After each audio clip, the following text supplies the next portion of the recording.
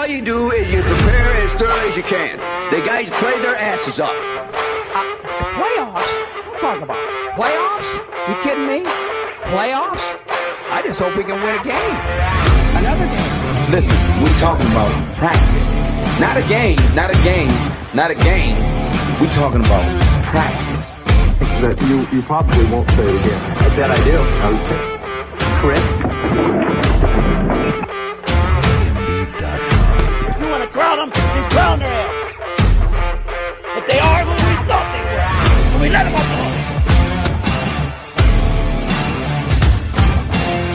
alone. 5, 4, 3, 2, 1, 0.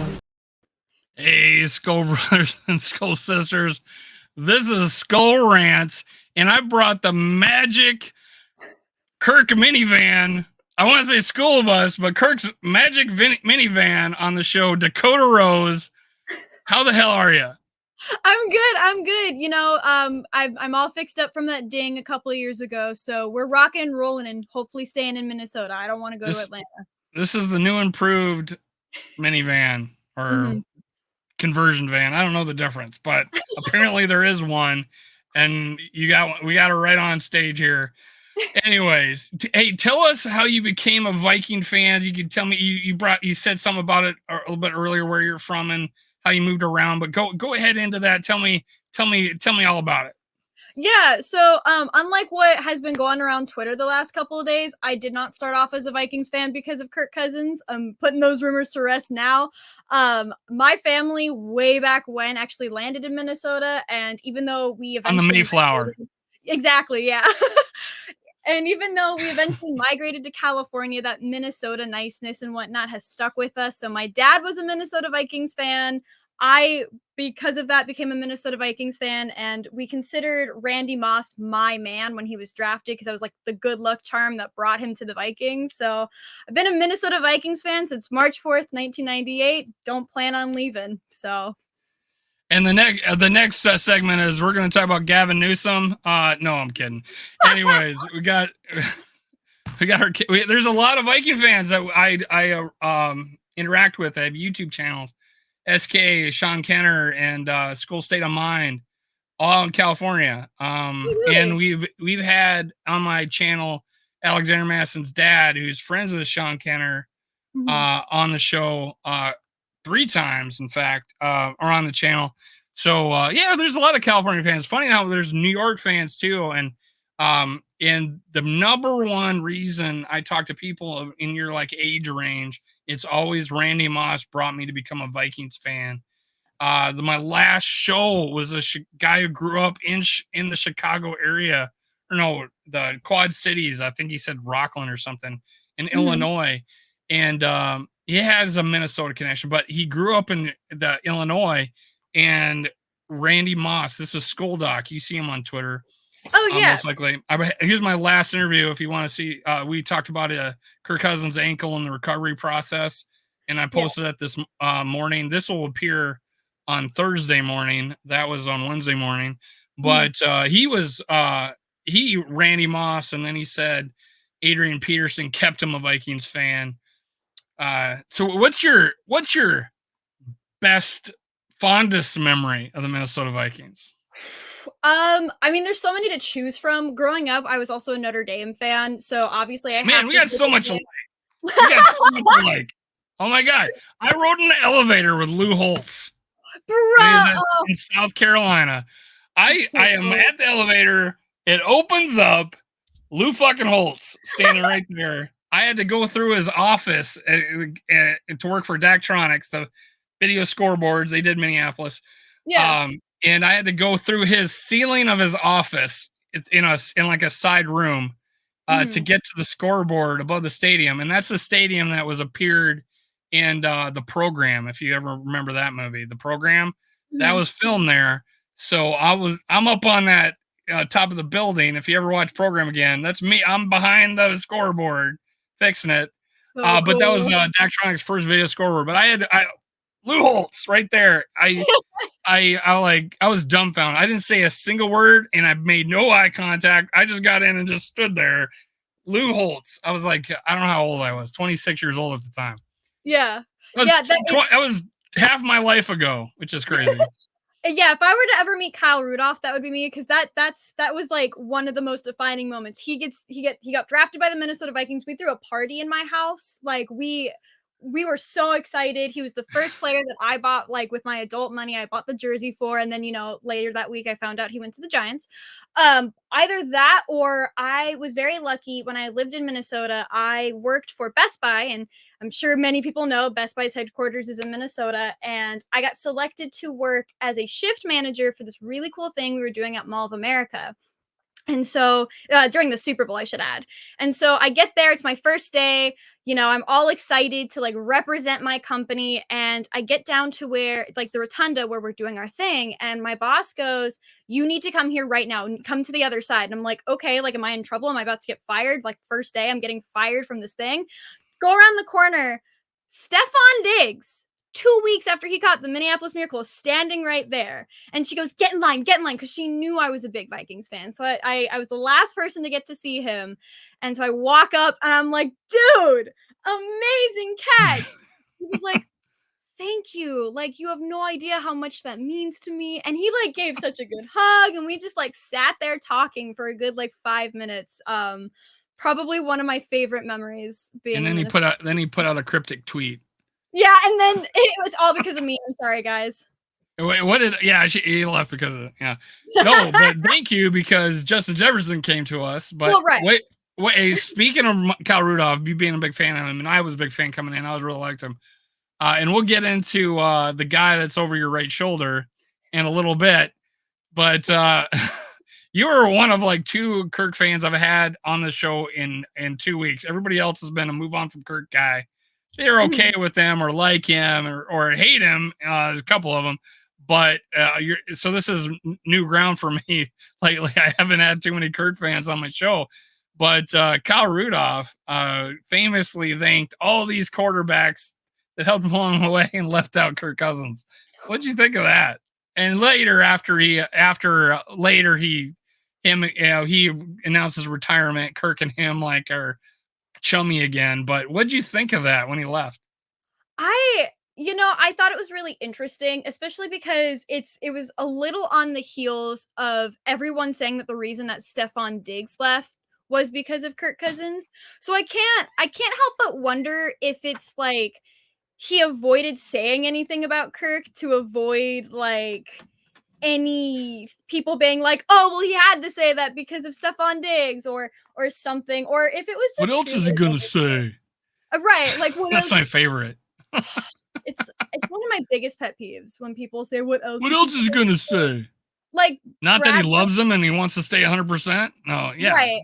Like O'Neal went on that whole tangent during the offseason and everyone's like, well, what else is he supposed to say? I'm sorry, but somebody who loves their quarterback that much isn't going to go on like a 2.5 minutes like tangent about how much he wants his quarterback to stay. But that's beside the point. We'll get to that. Kyle Rudolph. I feel like it was just at that time, if you were to say anything about Kirk Cousins, it would be misconceived as like he doesn't actually like Kirk or he's only saying that because Stephon Diggs didn't. But I think their actual friendship and how close they are speaks enough at length for both of them. Yeah. So like, and we found out later that it's Diggs. It's definitely Diggs. He left because he wasn't getting the ball enough. Yeah. And we're 2019 season, right? I mean, Kirk had his fewest yards ever because we were running the ball like crazy. There was a game where we beat the Packers, scored 4 touchdowns, and it was Kirk had 80 yards throwing the ball, and it was a big game too because we're coming back to like 500 or something like that. But so it was the offense wasn't going the way Diggs wanted, and now we found out he has troubles even with Josh Allen. So right now we know who the deal is, and thank you for moving on because we got Justin Jefferson. But what now? Before we go on, what's the worst memory? What is the thing that haunts you in your dreams about the Minnesota Vikings? God, so many. I would probably say that Saints playoff game. We all know the one I'm talking about. I remember watching that. We had a huge TV. We were all excited. All of us were dressed up as if we were in the stadium, and it Humble. it was absolutely gut-wrenching. I saw my dad and my uncle, both Marines, basically cry. Like, we were that close, and it just either that or probably going back to that 2017-2018 season, the Eagles game, just absolutely being heartbroken, and then, a week later having to deal with Eagles fans. I would probably say both of those playoff games. And So yeah, and I was I was like 25 years old back in 98. So it's like I'm sitting on my my future fiance at the time, couch back in the day. And it was at her parents' house, and her dad hated Randy Moss. And I come walking in with a Randy Moss jersey on. And I sat down on the couch. We didn't get married. We didn't get married. Anyways, I hope my wife doesn't watch this. But anyways, we didn't get married. I walk in with Randy Moss jersey. He's talking crap about him. We're up by 2 touchdowns in the first half, and I'm like, oh, this is in the bag, right? No, we missed a field goal. Anyways, 98, 2009, all the 41 donut game with Culpepper had that amazing year. Jesus, 2017, just getting our ass handed to us by the Eagles. We had the number 1 defense, and we just get crushed. I don't get it. Just the whole idea of Ed Donatil coaching ever again, that haunts me in my dreams. I don't know about you, but what an opportunity with that offense and that team, the clutchness we were, and just to have a defense be that terrible, historically bad in many aspects. Most 400-yard games given up in a season. Oh man, it's crazy. So yeah, we've had a lot of bad memories, but we had a lot of good ones. For me, probably the best memories are, like 87 when we weren't supposed to do anything. And, just coming out of nowhere in 2009, far being better than we expected at 40 some years old. Who knows? Casey Keenum just, lightning in a bottle, just those things that just happen throughout the years. And honestly, 2022, winning 13 games with that defense and the clutch 8 come from behind victories, which is a lead in to the guy who did it. You and me have something in common. We weren't big Kirk Cousins fans, and I'm trying to secure an interview, and he said he would, Kyle Sloter, to come on after the draft. And I'm going to tell him what I thought back in 2018 was, hey, I told my best friend, I'm not worried that we don't have any quarterbacks because we got this kid, Kyle Sloter, and I want to see what he can do.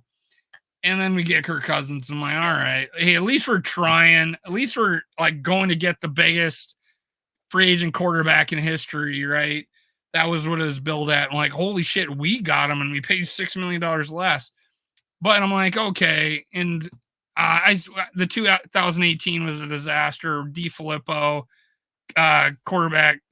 The offensive line coach dies. We lose Dalvin, and Dalvin Cook's still not healthy. He gets 600 yards that year. Offensive line is atrocious. And, defense was still good, still top 5. And we lose the last game of the year to the Bears, and we don't make the playoffs. And I'm like, in those games that we were behind, and we just, by 1 score, and Kirk would just throw a pick or get strip sacked on first or second down. And it's like, oh shit, we didn't even get a first down yet. And I felt like it wasn't clutch. And then 2019, he won me a little bit back with that playoff win against against the Saints. And then mid 2020 is when I became a fan of it. So I think he's played really solid since Justin Jefferson became a starter. Mm-hmm. How was it for you? What was your experience with Kirk Cousins? This is SKOL RantZ, so talk to me. It's really interesting because I actually don't remember the day that I decided I liked Kirk Cousins. So it surprises a lot of people to learn that for a very long time, I was actually very anti Kirk Cousins. It was before I was really on Twitter, or at least had a platform like I do now on Twitter. And I remember distinctively talking to my now ex partner's dad about how I didn't think he dump could do them it. on this channel. We dump our partners on this channel. Go ahead. We do. I was Yeah. talking to his dad about how I thought he was too old. He didn't know how to make decisions. Da da da da da. But at that time, I wasn't really watching a whole lot of football for a lot of reasons. And so when I moved to New York for school, I really turned back to football, especially the 2021-2022 season. And all of a sudden, out of the blue, I'm watching these games and I'm like, Kirk Cousins isn't as bad as I thought he was. And then I found out that Zimmer got fired, and all of a sudden, out of nowhere, it was just, if they release Kirk Cousins, I'm gonna lose it. I don't remember why I had this sudden switch. What about the 2021-2022 season made me be like, Kirk Cousins needs to stay or else? But out of the blue, it was just, I became, in my family and probably out of most of the people that I know, the biggest Kirk Cousins defender. I was like, I know that coaches usually, bring on a new quarterback, but dang it, Kirk Cousins needs to stay. And for me, I think it really came down to separating myself from what a lot of other people were saying about him, especially because living in New York City, I didn't know any other football fans. I wasn't big on Twitter. So it was purely just me and my thoughts in a tiny little New York dorm room with my dog, and watching him without any of the background noise and just realizing that it wasn't his fault. A lot of the stuff that happened, the seasons prior came down to Zimmer being more defensive minded. The fact that we had no O-line up until fairly recently, and even then, not really. And I think just watching him purely as a player slowly made me like him more. And now I've always been a fan of the underdog. It's one of my things. I consider myself an underdog. And so, especially being a woman who is into football. And so, listening to all the criticism about him and finally being able to be like, well, no, that's not fair because of XYZ, I think is really why I sort of started to love him. And, it doesn't help that my favorite number is actually the number 8. So we have that in common. Well, it's the entire country of China favorite number 2. That's really interesting. Yeah, I did infinity. not know that. Well, that's why they had the Olympics in 2008. Oh, that's really cool. I didn't know that. And it started on August 8th, 2008. That's really cool. So the whole country of China, it's a magic number. It's everybody there. I was visiting China after the Olympics, and I saw newspapers of people getting married on August 8th, 2008. It was a huge deal in China. It was a huge deal. Cool. So China is a fan of number 8. That's a 1.5 billion people cannot be wrong. That's what I'm saying. Exactly. But I'm gonna agree with you on. I'm gonna agree with your take. My biggest complaint about him was he wasn't getting rid of the ball. He was hanging on it too long. That's where the strip sacks came. That's where the deflections came. The ball's getting popped up in the air, and then he made he improved on that so much. And I'm gonna tell you that where the switch flipped on Kirk Cousins, because we found out before the 2021 season that hey. I finally talked the coach into meeting with me once a week. And I was like, you haven't been meeting with him? Like, he doesn't meet with you? What?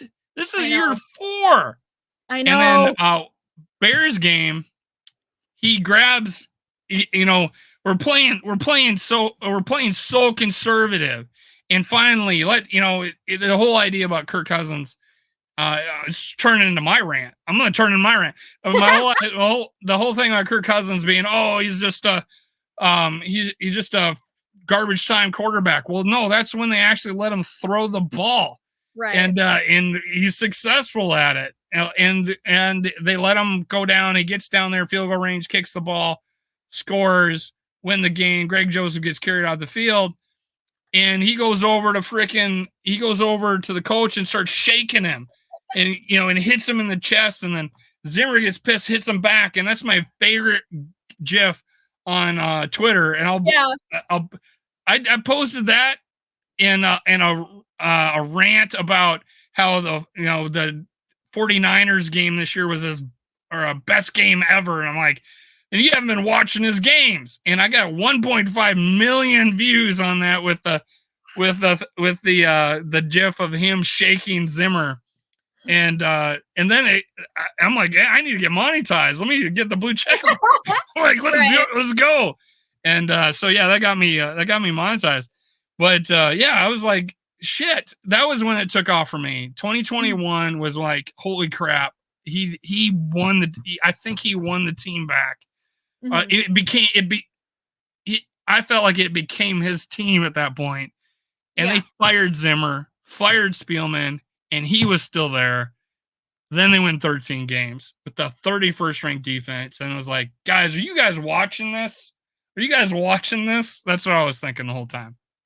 Oh, no, absolutely. And that's kind of like my mindset going into this offseason about whether or not we re-sign him is, I mean, if you look at what happened at the beginning of this last season, most of it was not his fault. It was the fact that for whatever reason, our players suddenly didn't know how to grab onto the ball. And like, I was there that season opener, that home opener. I was there. We had SKOL Fest.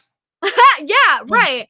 And I remember watching it and thinking, I don't know if I've ever seen Kirk Cousins this accurate, but God, our players cannot hold on to the ball. And that mentality sort of stuck with me throughout the rest of the season, and up until that week 8. Of course, it was week 8.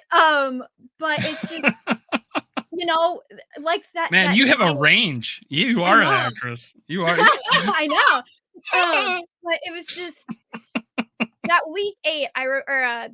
That 49ers game. I remember watching it, and I made 2 TikToks. I made one where it was like, there must be some confusion. Like, it's prime time and I'm out playing the 49ers. Like, what? Like, you're outnumbered. Like, what is this? And he won his last 3 or 4 of the Monday night games. Right. He threw for 360 and 4 touchdowns against the Eagles. You know?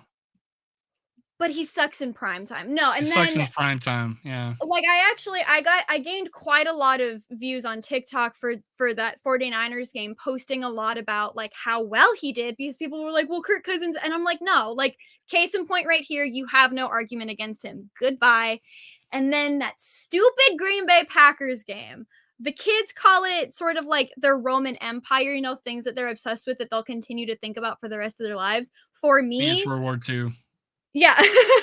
For me, my Roman Empire is what happens if Kirk Cousins doesn't tear his Achilles, because we are finally getting into a groove. I have a new Roman Empire. Yeah, right. Like, what happens? Because I have that argument all the time. I'm watching Purple Daily. They're like, oh, they're back on the Kirk train. The next day, fucking get rid of him. He's terrible. He's evil. He's holding us hostage. Blah, blah, blah. Oh, Tuesdays? I didn't have a problem before, but now that he has his Achilles tear, I think it's a problem now. And I'm going to go on with Alex Boone, and we're going to freaking tear into him on a YouTube video. So, yeah. It's like everybody was like, I had in SKOL Mafia, if you're watching this, he's like calling me saying, man, he calls me, I'm live on PSF, app. I'm no longer on it. But he calls me and he goes, hey, I'm sorry. I believe in him now. I don't know what I was thinking. I believe in him. And then a few minutes later, he tears his Achilles. And I'm like, oh, my God. Right. This is the first time, and I did a video that week.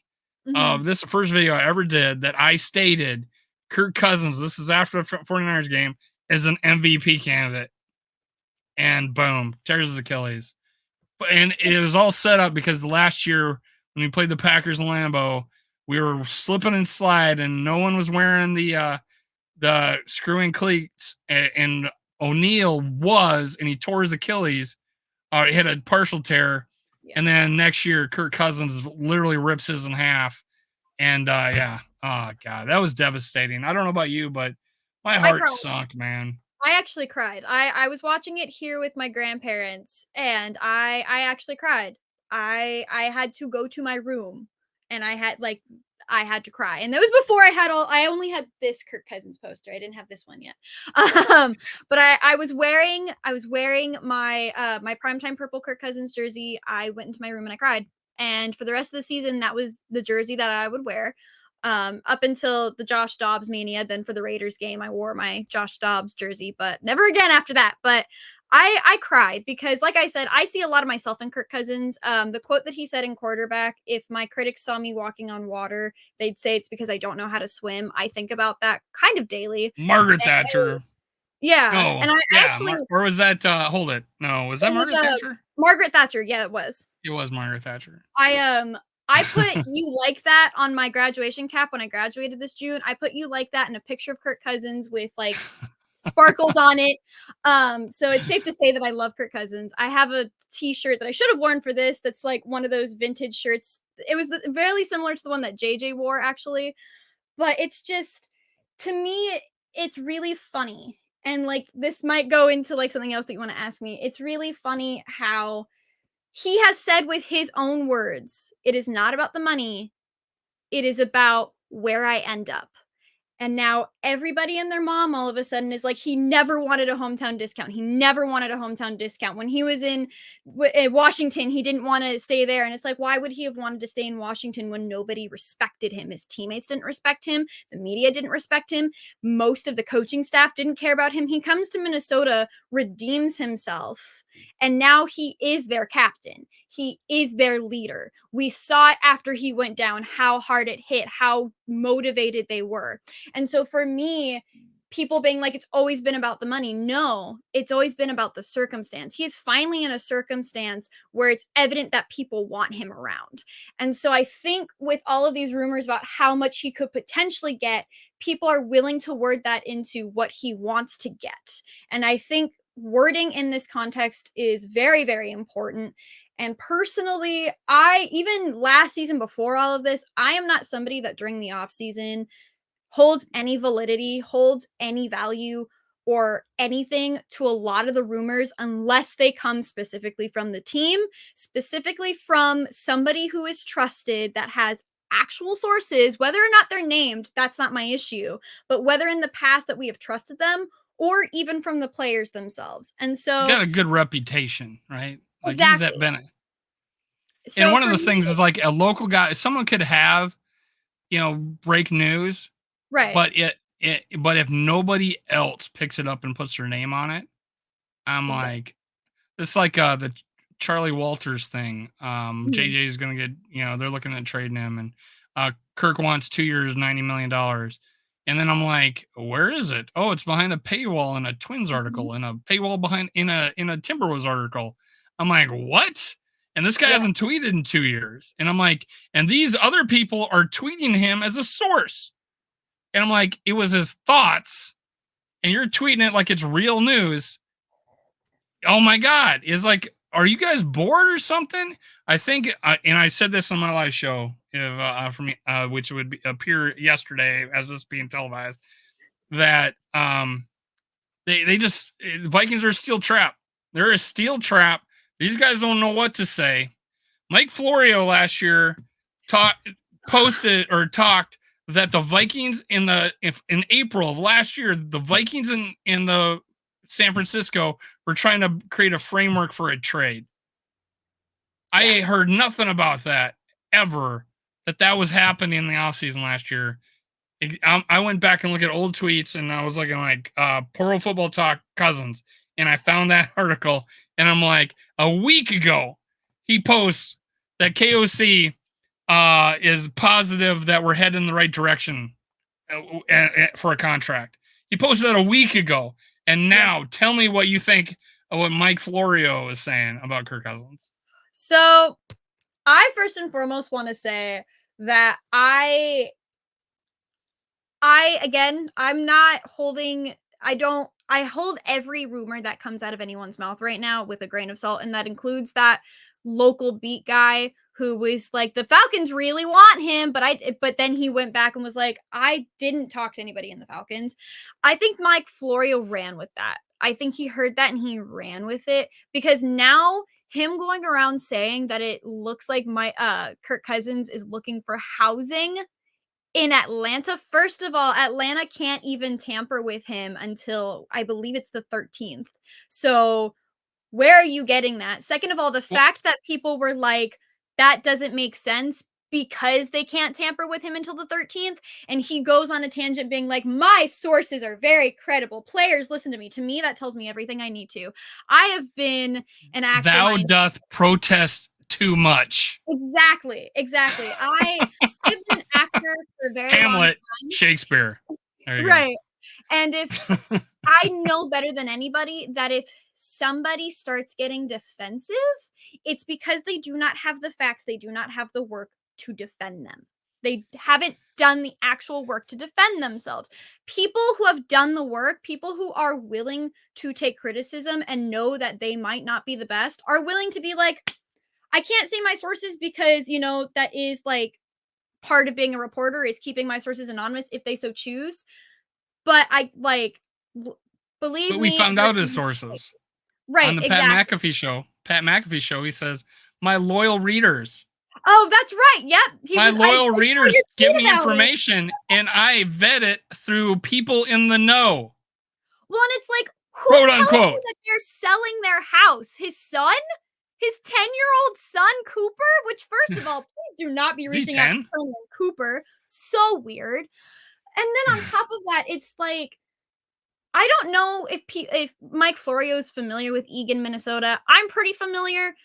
It is still regardless on the fact that it's a pretty large suburb, it's a pretty small town. Most places in Minnesota, no matter how big, are pretty small town mentality. So if somebody like that is moving, if Kirk Cousins is moving, you would know about it. In fact, currently in Michigan, from like the context of Julie and what they post of their home in Michigan, it's like in the middle of nowhere on Lake Michigan. So I'm sure if people knew that they were moving, we would know that they are moving. Trust me. Like, we would know if they're moving. On top of that, additionally, my favorite part is that he talked about how he could, that he said that Julie was very frustrated. Later we find out that it says him and his wife, or Julie and his wife, were in conversation and he could sense that they were frustrated. I mean, he went from saying he knew that Julie was frustrated about that the deal wasn't done yet since March, and to, he could sense based on a conversation he was eavesdropping on his wife.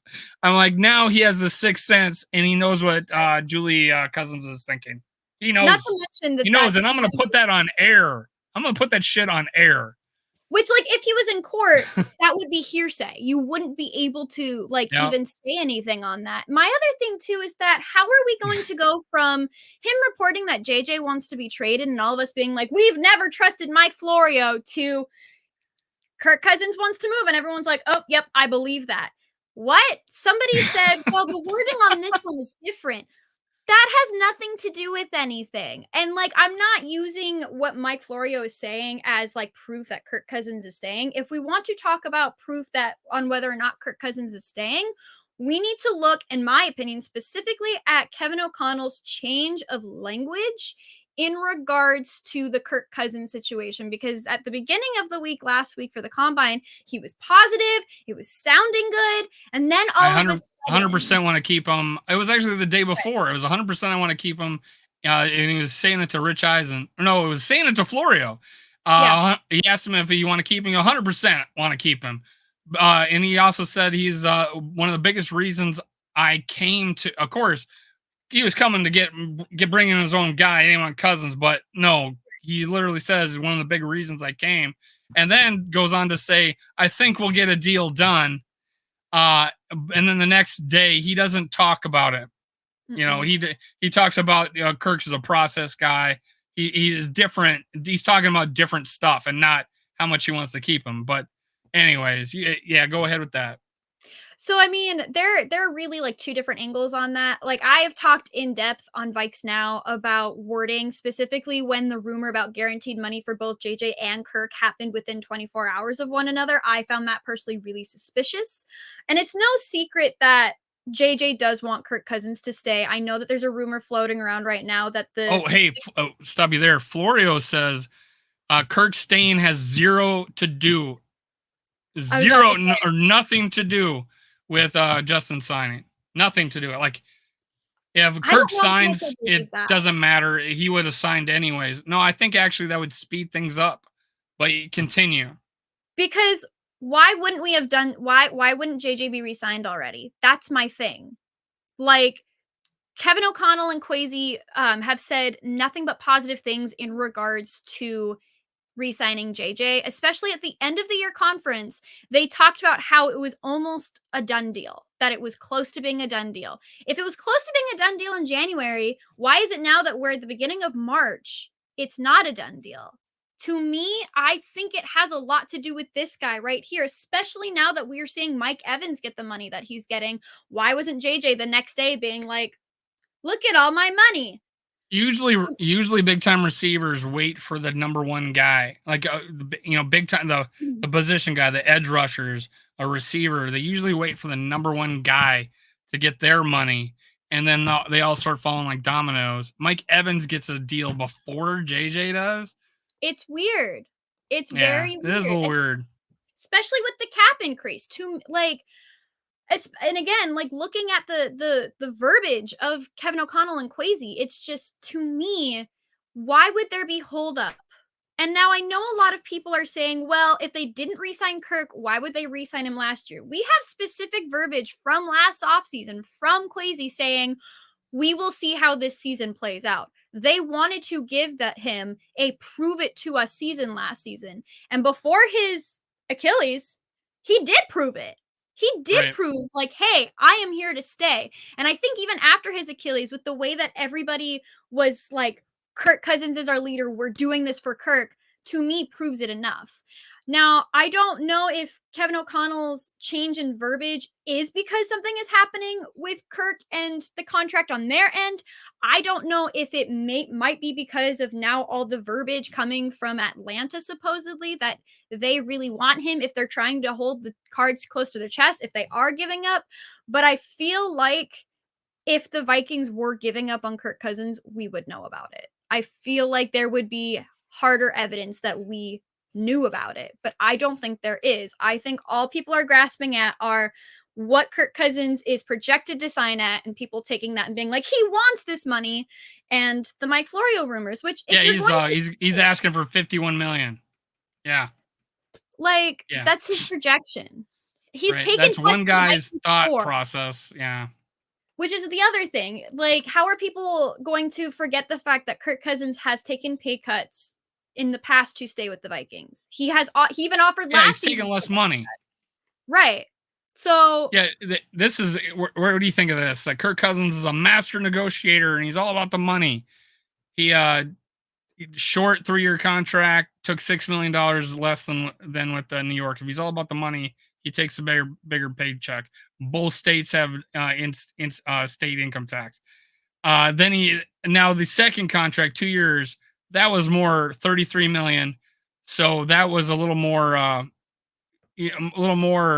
of his value, but still a little bit less than market value, but still just 2 years. Then the third contract, he's such a master negotiator.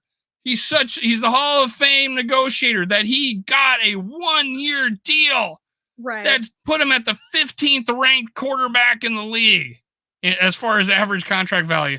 Oh, and not to mention, he's such a master negotiator that he negotiated being tagged 2 seasons in a row, taking less than market value with the Redskins. That's how big of a master negotiator he is. Hall of Fame. 3-year, 2-year, 1-year deal. Oh my God, look at those huge, long contracts he signed. You know what I'm saying?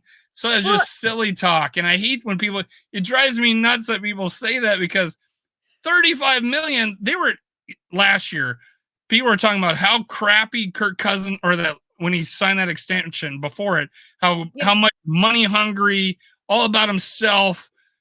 He wants $45 million, and then it was 35.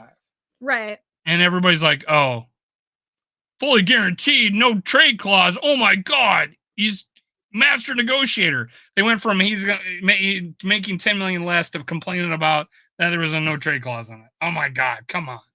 It's just You're killing me. I feel like people are going to fit the narrative that they wish to fit. And like I said at the beginning, I love Kirk Cousins, but I've been a Minnesota Vikings fan first. If he ends up going, absolutely I'm going to cheer for him whatever team he's at, but I'm not going to cheer for that team. I'm still going to be a Vikings fan. You I'm wish just him gonna well, cheer for right? You're him. not if he comes to Minneapolis, you're not going to go like, I hope he beats us. No, I'm going to be like, I hope he has a good game, but also I hope we beat him. Like I Throw some don't want respect. him to die, you know? Right. Like, Like, just if you're gonna sack him, do it lightly. Do it like hey, very what do you think about that? A prominent YouTuber and local radio host says if you wanted to keep Kirk Cousins and you're skeptical about bringing in a rookie, that if that rookie is good and becomes a Pro Bowler, that you can't be a fan of the Vikings. You're not a fan. What do you think of that? I think it You is can't be a fan. I think people claiming that you can't be a fan because you cheer for somebody else who goes to another team is bullshit. I wore my Adrian Peterson, my Adam Thielen jersey when we played the Carolina Panthers because I was so happy for them. I gave away this one during the Carolina game. I have one. I gave it away. I actually didn't want to give up mine, so I bought it on eBay and sent it to him. Well, it's like you can still appreciate the players if they're somewhere else. I quite literally have been a Minnesota Vikings fan since birth. Like, there are pictures of tiny little baby me wearing my Randy Moss jersey, going like this, being held by my dad.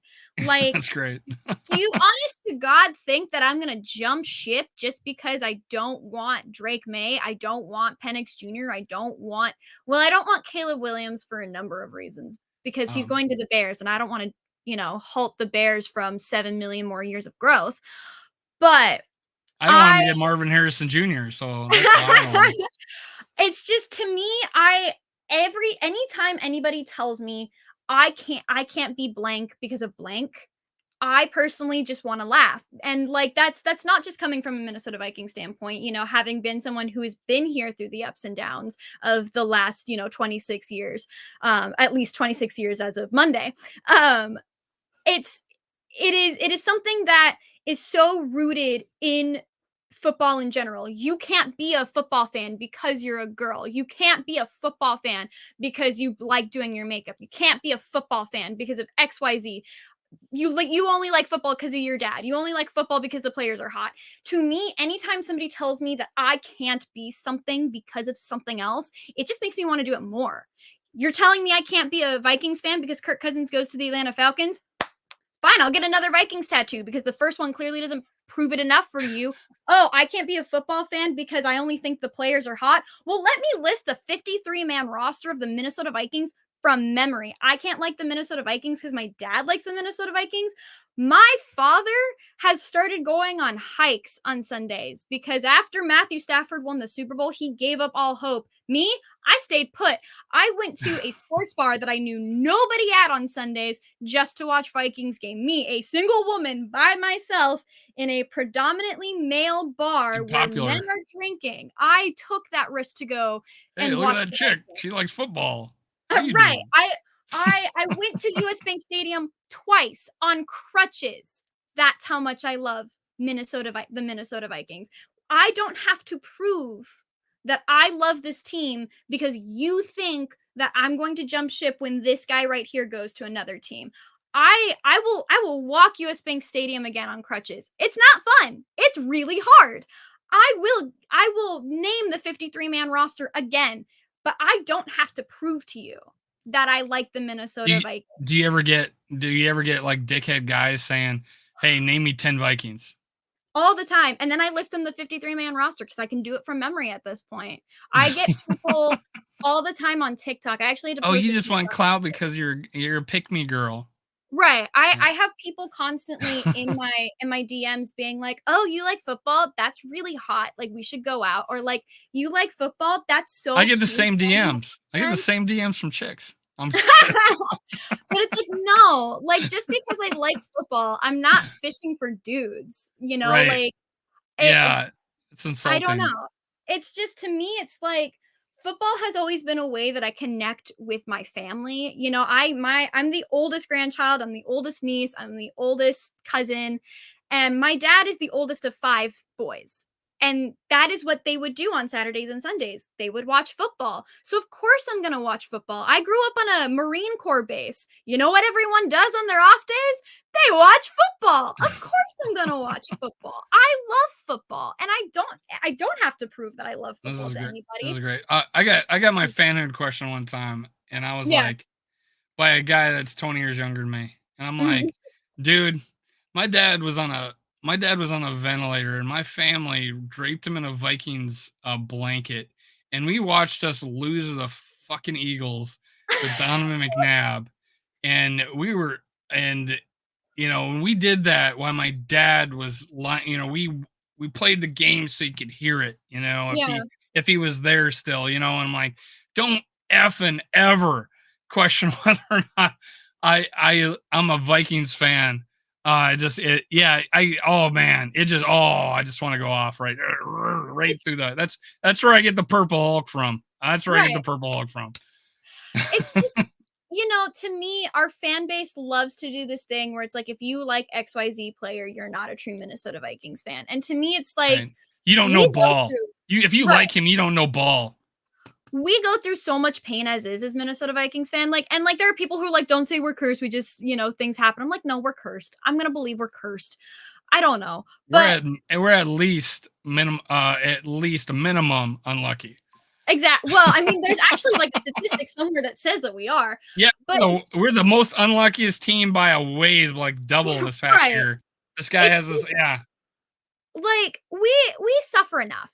Like, do we have to constantly doubt Bitch people's at each other. mentality? Right. Right. Like, do we have to Like- be at each other's throats? And sure, we have a couple of bandwagon fans because of Justin Jefferson, but I'm not going to be one of those people. Come that's on like, board. Vikings fan because you like Justin Jefferson. I'm gonna be like, hell yeah, welcome to the shit show. I'm like, welcome to the pain. Right. JJ Vikings 14 years old, and he talks about, I'm told that like we're cursed, but I'm like, I'm loving this, Minnesota Vikings, and I'm like 14 years old, and I'm like, shout out to JJ Vikings. Yeah, what a sweet guy. To me, it's like, and it's funny too, because that's the other thing. It's like people are like, oh, you only like football because of like Taylor Swift and like Travis Kelce. I'm like, first of all, if that was the case, why did I pick the Minnesota Vikings? Like, why wouldn't I be a Chiefs fan, first of all? Second of all, if I was in it for the hot guys, do you really think I'd pick the Minnesota? Like, do you think I'd pick the Vikings that have eternally made me suffer and not like, I don't know, the Niners who've got Brock Purdy or the Eagles that have Jalen Hurts? You think I would pick the team that like never does well, never played in the Super Bowl? And lastly, even if I don't want anybody to clip this, but we were in 4, but since you've been born, right? I was born in 73, so I missed 2 of them, I think. Right. And I mean, it's just like, to me, it's like, how can you tell me that I'm not going to be like, I'm not going to drop any names, but again, there have been people going around saying that when Kirk leaves Minnesota, I'm not going to be a Vikings fan anymore. And it's just, to me, it's I get like, that all the time. I don't understand where this is coming from because these people don't know me. They don't see how much on the JJ McCarthy hype train I am. They don't see me on my Twitter, right. not my Twitter, my TikTok, talking about how fantastic JJ McCarthy has been doing when he was doing stuff at the combine. You don't see me, talking about how the reason I love the Vikings is because I've lived in 10 different cities in 26 years of living. The constant in my life has always been these silly little boys in purple and gold. You really the sky above and the moon coming around the earth and the Minnesota Vikings. Right. One of my biggest comebacks for people that like say that you're gonna leave or as a fan, I'm like, actually, I'm just gonna be welcoming all you guys back if Kirk Cousins leaves. I'm welcoming you guys back. It's a big tent love fest here in Minnesota Viking land. So when Kirk leaves and you're wanting to come back, and Phil Mackey, former 2023 Week 17 Packer fan, you can come back too. You can come back too, man. I know you don't think I can be a Viking fan, But welcome back for when you were rooting for the missed you. Packers and Lions at the end of the season. Welcome back, man. And I mean, Come don't get me on wrong. board. Like I'm followed by the Detroit Lions on Twitter, or not Twitter, on TikTok, and we throw shade at one another. And I was rooting for them in the playoffs because, again, like I said, I love a good underdog. I wasn't. I was loving their losing. I mean, that's so valid, you know? For me, it's just like I felt like a little bit like I had to because they followed me. And I'm like, you know, and like I said, I love a good underdog story. But like you're gonna sit here and tell me that the hundreds of dollars that I have spent on jerseys, that my friends have spent on jerseys, that my parents and my grandparents have spent on jerseys doesn't mean anything? Like, come on, man. It's just, again, we go through it enough as is that if anything, all of these haters that suddenly despise the team, that say rough criticism of the team because we have Kirk Cousins, like you said, they're the ones that are going to become Vikings fans again, not those of us who like Kirk Cousins after he leaves. It's the people who, I don't know. To me, it's just like Adam Thielen was my favorite player, but and you like him, and I have this, and I have fond memories of him, but I didn't give him two thoughts while he was in Carolina. I didn't give him two thoughts. I know he appeared in. I know I saw him in a couple of videos. Like, oh, he did all right. He got 100 yards. Okay, yeah, great. I hope he doesn't have it against us. Right. That was my thought. Like, I don't want him to do good against us. And like, so I honestly, someone leaves, I don't give them two thoughts until they're retired, and we bring them back, and they start doing Minnesota press, and we put them in the Ring of Honor. And I'm like, hey, welcome back. Now you're a Viking again. I'm like, I don't even think twice. But when a former Viking player is talking shit about an active player, see you, man. I don't want you. I don't want you no more. Alex Boone, you were on the Minnesota Vikings for a season. I don't think you have room to talk, especially because you didn't play with this guy. And I said that on my Twitter, or not my Twitter. I keep doing that. I said that on TikTok. I was like, Alex Boone, you didn't play with Kirk Cousins. You have no leg to stand on here. And for me, it's like, you know, I still drafted Adam Thielen on my fantasy leagues, but I didn't ever play him. I do it because he's like a good luck charm for me. So I draft him and I put him on my bench because it's, you know, it's a constant. It's every time I draft him, he got hurt. Right. Oh, it was rough. Oh, it was so rough because at that point I was actually playing him. This year it was like, oh, he's like so cute. He's like my little bench warmer.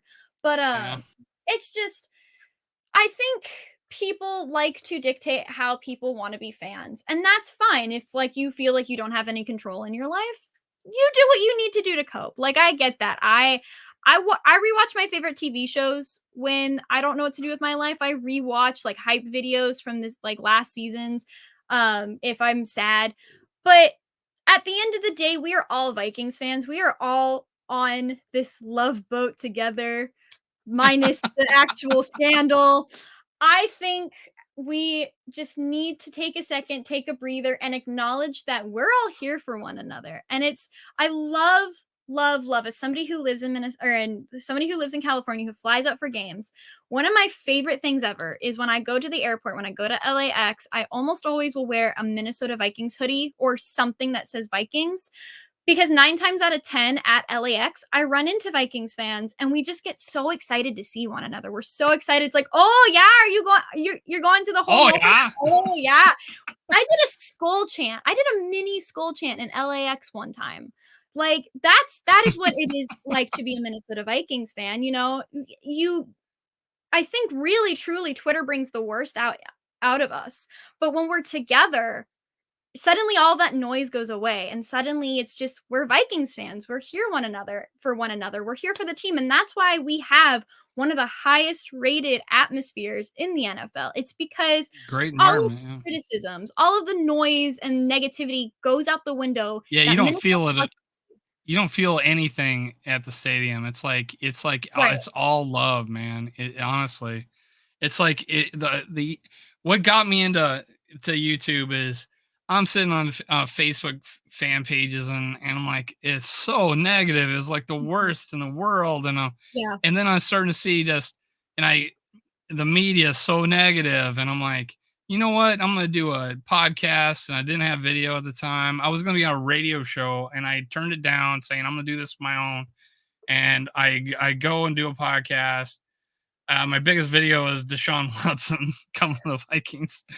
Or audio, and then I'm like, let me do YouTube. I'm like, so I started doing YouTube, and Mhm. And I'm like, why not? You know, and I've been all about positivity, but I don't know how often so much get attacked just because I say something positive about, you know, Kirk Cousins, the wrong player. I say something positive about the wrong player, and I'll get someone on Twitter, and I'll DM him like, "Oh man, are you okay?" Yeah. Because I mean, we love the Vikings. Why are you so mad at me? And I will literally have a guy go, you know what? That was stupid of me. And I'm like, you know, and we're like, okay, all right. And then, you know, we lay off each other. Yeah. I had a guy call me a effing idiot, use the whole word. And I DM him, I go, hey dude, you know, hey, want to come on my show? And he comes on my show and I treat Yeah. him. We have a hour conversation. We're laughing about shit, have a good time. And then I warn him. I say, hey, you know, you're following a guy that's got Osama bin Laden as his profile picture, and it's half Kirk and half Osama bin Laden. And I noticed like 20 of my followers are also following him. 15 of them answer me, thank you, God, thank you for telling me that. Yeah. And this guy goes, so what? What's the problem? I'm like, I just thought I'd let you know. I guess I don't know. I just thought I'd let you know, man. And he blocks me. He Um, blocks me for telling him he's following a guy with Osama bin Laden. And I brought him on my show. And I was like, what is this guy? I mean, serious? Right. You're going to be mad at me for letting you know you're following a dude that's For doing your following us. due diligence, right? I'm like, come on. I know you didn't know. I didn't know until I realized this guy started harassing me, calling me a Kirk stan. And they putting me on these Kirk stan lists. And I get notified, you're on this list, and it's own Kirk stands. And I'm like, Yeah. oh, I made the list. All right. So it's like, I never talked so much about Kirk Cousins as I did on this video. And I don't, and they usually Kirk videos do terrible, Yeah. honestly. But I wanted to hear what you had to say about it. And we've been going on for a while now about it, but and I don't know if anybody stayed on long enough to me ask you more questions about the Vikings. Like, what do you think? Is it Danielle Hunter and Kirk Cousins? Are they a combo deal, a separate deal, or, you know, what do you think that direction will go? What will happen? What do you think will happen? I think a lot of people, because of the talks about how good this quarterback class is, I think they're also forgetting just how deep the edge rushers in this draft are, how deep the defensive players in this draft are. I genuinely think, and I hate to say this, I think this is the end of the line for Danielle Hunter. I don't think that we're going to be re-signing him. It's become increasingly evident since Kwesi and KOC and now Brian Flores have taken over that they want this defense to get younger, quicker, faster. And he is one of the last sort of bionic man. right, exactly. He's kind of one of the last sort You know of that reference, Bionic Man? I don't. It sounds familiar. Lee Majors. The $6 million man. Yeah. That's Yes. how old yes. it is. That $6 million would make you a cyborg. But I hate to say it, but I think he's one of the remaining fossils, and I use fossils very like Run it back. yeah, like back to the 2018 season, which was only like a couple years ago, but I think he's one of the last remaining remnants of that defense that we all loved, that Zimmer defense that Outside of Harrison Smith, obviously, but yeah. But I also I'm of the mentality that I don't think Harrison Smith is staying either. You can save up to about $15 million if you post June 1st, according to Over the Cap. But yeah, it's like we'll save so much money, and you can find younger players and maybe multiple players, rotational situations.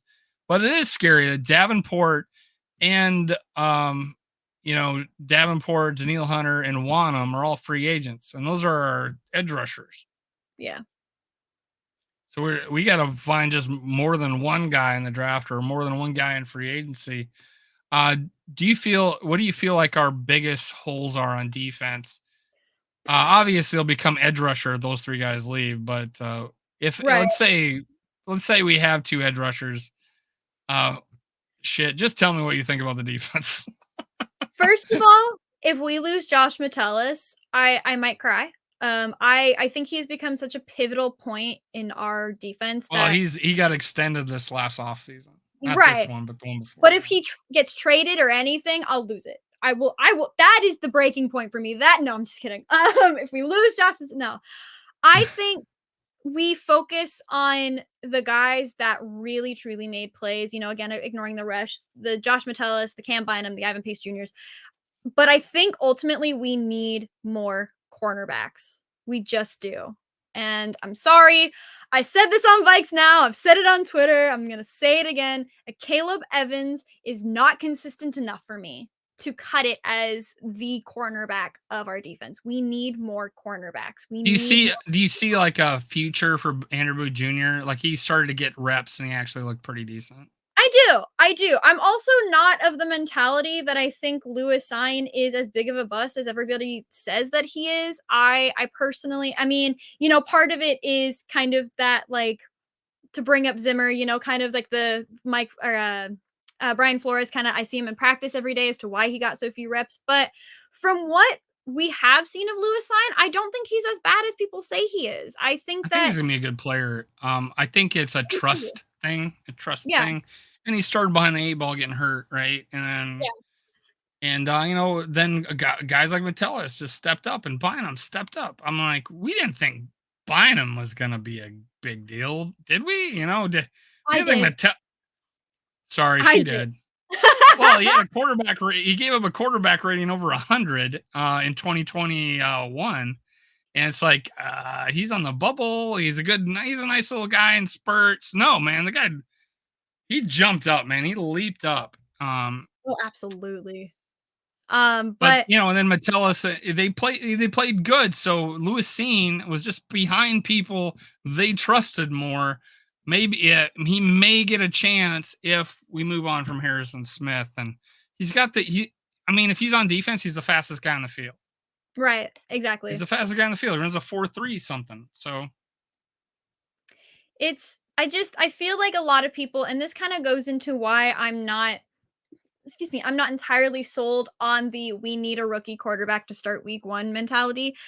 I think people expect greatness right off the bat, and we've gotten really lucky with that, especially with our, you know, Jordan Addison, Justin Jefferson, Randy Moss. We've gotten really lucky with greatness right off the bat with people like them. But a lot of these positions, especially like cornerbacks, quarterbacks, running backs, some of it takes a little bit of time to adjust, especially when you are playing a position that is all about reading the other side of the field. If you are in a position where you are not familiar with some of the teams that you're going to be facing against, if you are coming from college and you're expected to play week 1, sure, you have a lot of game under your belt, but college plays and the pros, insanely different. We've seen this time and time again with these round 1 quarterbacks coming in and just busting because they can't translate their game style quickly enough from college to the professionals. And so I think with people like Lewis Cine, with people hoping that we draft a quarterback and he's ready to go week 1, I think we need to take a step back and realize nobody is going to be perfect right out of the gate. I mean, even oh my gosh, what is his name? CJ Stroud. Yeah, he played phenomenal, but there were definitely some inconsistencies with his play style this season because he's a standard now. That brought up my live show recently. Like, yeah, we need to get a rookie quarterback because CJ Stroud hit it out of the park. I'm like, we're gonna play probabilities with a 1%.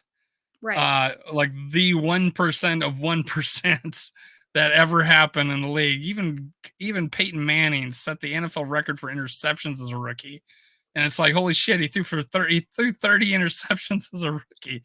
Are we gonna are we gonna get CJ Strouds every year where they take a Texans team to the playoffs from nothing to the playoffs? You know, don't bank on that, right? It's like, but hey, it can happen. Why not? And like, I feel like personally, if you want a quarterback of the future, and this, like, again, I am on the JJ McCarthy. Well, yeah, talk about that. Talk about JJ McCarthy for me.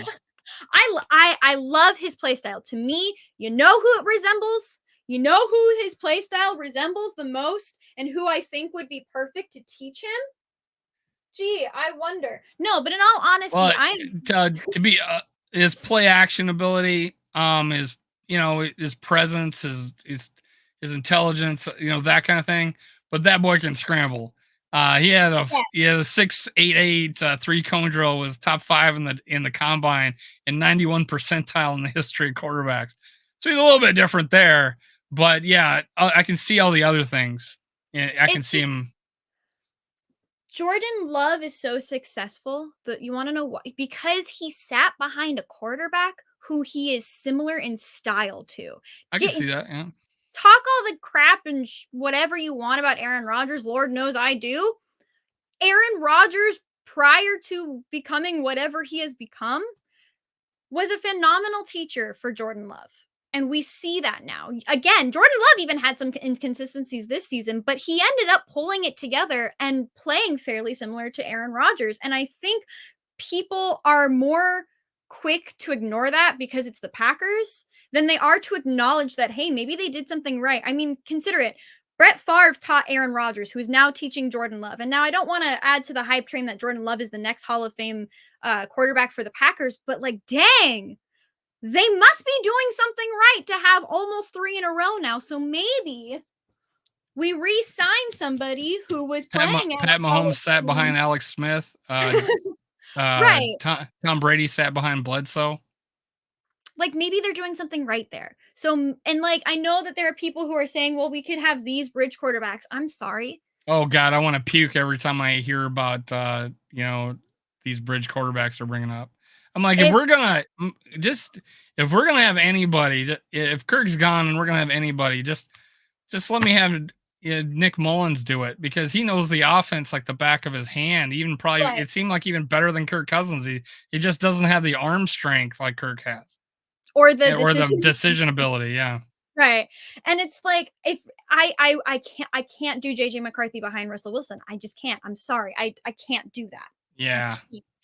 I would much rather see us put JJ McCarthy as a starter week 1 and just hope for the best than have someone like Trey Lance, like have someone like Give me Russell a guy Wilson. that can read a defense. And Nick Mullins can read a defense. He And Kirk can. Cousins can read a defense. Give me a guy, and just go off what KOC says. And I want a guy that can read the field, can throw with anticipation. Kirk and Mullins can throw with these are guys that can do that. And if you want to learn from somebody that fits KOC's, like, is what he finds important, yeah, have him sit behind that guy. But get Sam Darnold in here or some other guy that has that is learning learning the offense with the rookie quarterback. You're not learning anything.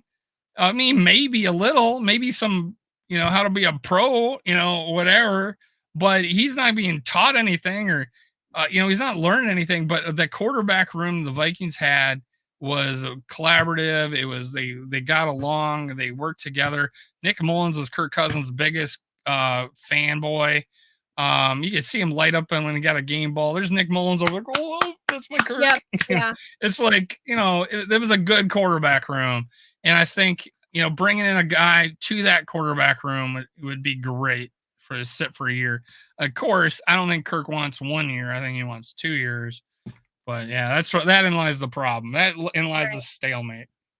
Exactly. And I'm sure that there's some form of a trade clause in there too that Kirk wants. Yeah, he would want that. Right. So it's, to me, like I said, I'm on the JJ McCarthy hype train. I know a lot of people are very against that. I think, to me, he is the safest. I think it's even more polarizing than Kirk.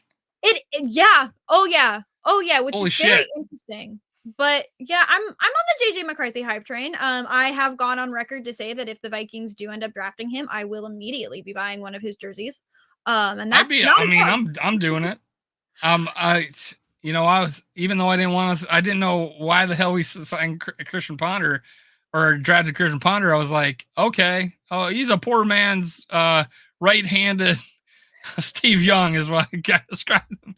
But this was before I knew shit. But one of the things about JJ McCarthy that I saw from, oh my God, look at this. Look at how he's throwing in the combine. He's a sure top 5 now. And I'm like, he can't throw left. And someone called him JJ Ponder. And I'm like, It's not JJ Potter. It's not. Well, he may not be able to. It's throwing left was a little bit of a problem in that combine, but I'm like one extreme to the next. Right? He's like, oh my god, he's proven he's top 5. We need to trade up and get him. So, oh, he can't throw left. You know, it's like, oh, come on. I don't know. Now he's 21. We're gonna have 15 years of this fighting if he plays for us. Oh Lord, I love the Minnesota Vikings and our quarterback woes. It's like something that you can always rely on. Like your favorite fast food restaurant, you know that it's not the best, but it's there when you need it. Just like the quarterback situation in Minnesota, it's not always the best, but boy, can you count on it to be an absolute disaster. I'm like, hey JJ, if you think you're liked right now, just wait till you're about to sign an extension. They'll freaking they'll throw batteries at you like they did Chuck Knobloch when he went to the Yankees. Oh, They'll hate you. I mean, I don't know what it is with Minnesota fans and people wanting to get paid for their services. It's like, do people work for free in Minneapolis? I don't think so, right? It's never did. We have not had a consistent thought about any player ever since Joe Mauer left. Joe Mauer left, and we couldn't agree on anybody anymore. It's like we don't know how to. And then he's a first ballot Hall of Famer. I know. I even didn't think he would be a first ballot Hall of Famer, and he was a first ballot Hall of Famer. Like, and Johan Santana didn't get 5% of the vote. I'm like, he didn't get enough to get into the second ballot that Joe Mauer got. I mean, he won 2 Cy Young Awards. He won 2 Cy Young Awards. He was the best pitcher of his era. And I'm like, he don't get 5% of the vote to make the second round. Ah, man. And I got into this. The radio show I was going to do was a Twins show. I said, hey, can I talk about all Minnesota sports? Sure. So I was going to talk about all Minnesota sports. And then I started my YouTube channel. I have 5 videos of Minnesota Twins content on this channel. But from like the first 2 weeks, this is 2 years ago, and I haven't done the Twins. I'm like, man, that's too much work. I'm just going to talk about the Vikings. The Twins, the Twins fan base, from what I've seen of it, pretty docile. But I mean, there's nothing really to talk about with the Twins. Well, it's funny. I'm a big baseball fan, but my favorite team is the Vikings. Yeah. I'm a big Twins fan, but my favorite team of any sport is the Vikings. There's just something. Like if I was to play a sport, it would have been baseball. You know, even though I played football, I played basketball. But baseball is my like love, and yeah. So my favorite sports movies are baseball movies, and like, various things. But Kevin Costner and Bull Durham, and So, well, hey, I know we didn't get to talk about much, but I want to bring you on some other time. We'll talk about other players other than Kirk Cousins. This was truly a SKOL rant, and I appreciate it. I just hope people will watch it. No, I think they will. After we end the show, I'm gonna ask your advice on the thumbnail and what I'm gonna title this. You'll be the first person I've ever let do that. So, hey, tell it. And before we leave, if you're still watching, you're probably a Kirk Cousins fan. If you're not one, you probably aren't watching. But tell me where we can find you. Yeah, so on Twitter, I can be found at obviously Kirk's Minivan. It's me. Hi, I'm the queen of positivity. It's me. It's her. It's me. That sounds like a Taylor Swift song. No wonder they say every time. It's me. It's me. It always is with me. And then on Instagram and TikTok, you can find me at Western Dakota. It's a little play on words there because my name's Dakota and I'm on the West Coast. I think I'm funny. That's She's Dakota West. But yeah, I just renamed her. She's Dakota West. Yeah. TM trademark. TM trademark. I don't think I want to be associated with the other West. I'm gonna be real with you. I think I need to stay away from that guy. Oh, right. You're right. Northwest. All right. Yeah. Well, I appreciate having you on, and SKOL Vikes.